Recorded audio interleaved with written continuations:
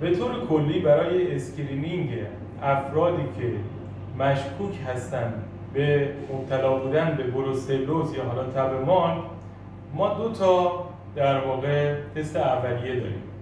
یکیش روزبنگال هست، اون یکی هم حالا تست رایت رپید هست. تست روزبنگال خیلی حساسیتش بالا هست ولی خب ویژگی پایینی داره و در واقع تست رایت رپید هم به ما کمک میکنه برای اینکه ما بتونیم اون تیتری رو که برای آزمایش در واقع رایت لوله‌ای که گلدن استاندارد ما هست برای تشخیص بروسلوز، به ما کمک میکنه که ما بدونیم چند تا لوله باید بذاریم تا در واقع اینجوری ما از هدر رفت منابعمون جلوگیری بکنیم.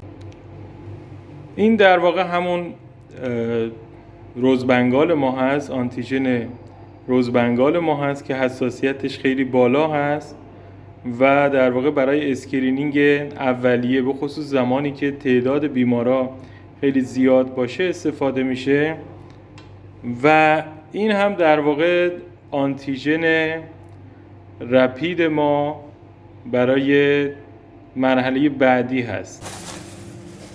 خب حالا فقط برای اینکه شما هم ببینید که به چه صورت هست، من کنترل مثبت یه 50 لاندا اینجا ریختم، 50 لاندا هم اینجا ریختم. میام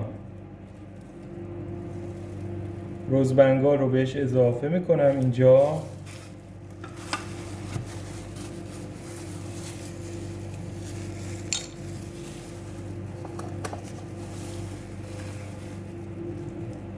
این یکی هم رایت رپید ما هست.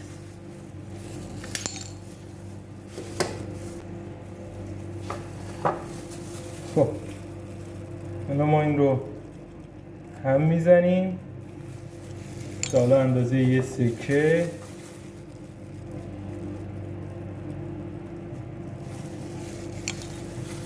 بعد میذاریم این 2 دقیقه بچرخه.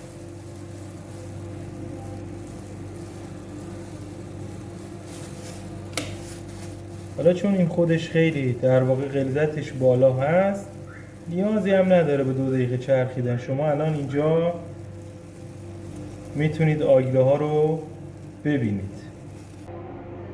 دقت کنید اینجا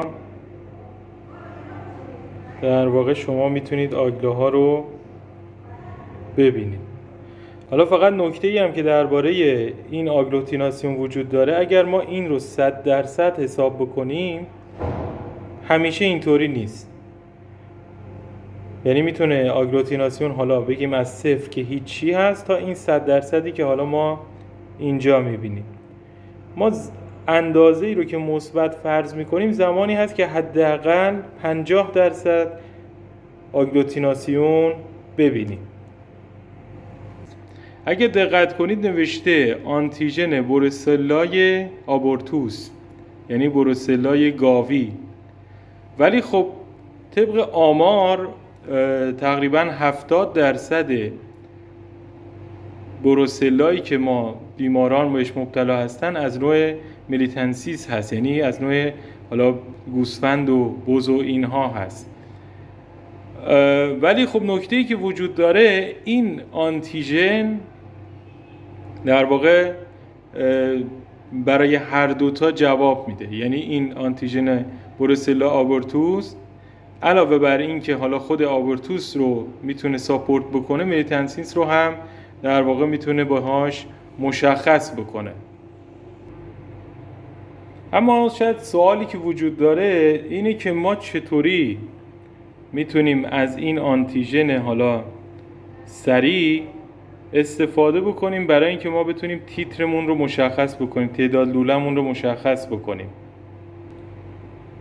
اول بگم که این خیلی در واقع روش استاندارد و روشی نیست که شما بتونید در جاهای خیلی آزمایشگاه رفرانس بتونید این رو پیدا بکنید. این یه چیزی هست در واقع بین خود آزمایشگاهی ها و جواب هم میده.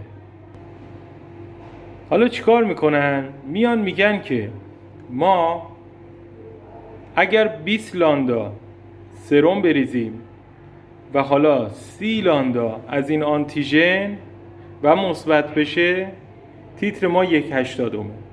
اگر 10 لاندا سرم بریزیم و باز دوباره 30 لاندا از این آنتیژن سری، تیتر ما 160 میشه. و اگر 5 لاندا بریزیم و دوباره با 30 لاندا از این، تیتر ما 320 میشه که حالا دقیقاً مثل همون یک رایت رپید یا حالا روز بنگال، ما بعد از اینکه ریختیم اینا رو هم میذاریم 2 دقیقه در واقع بچرخن.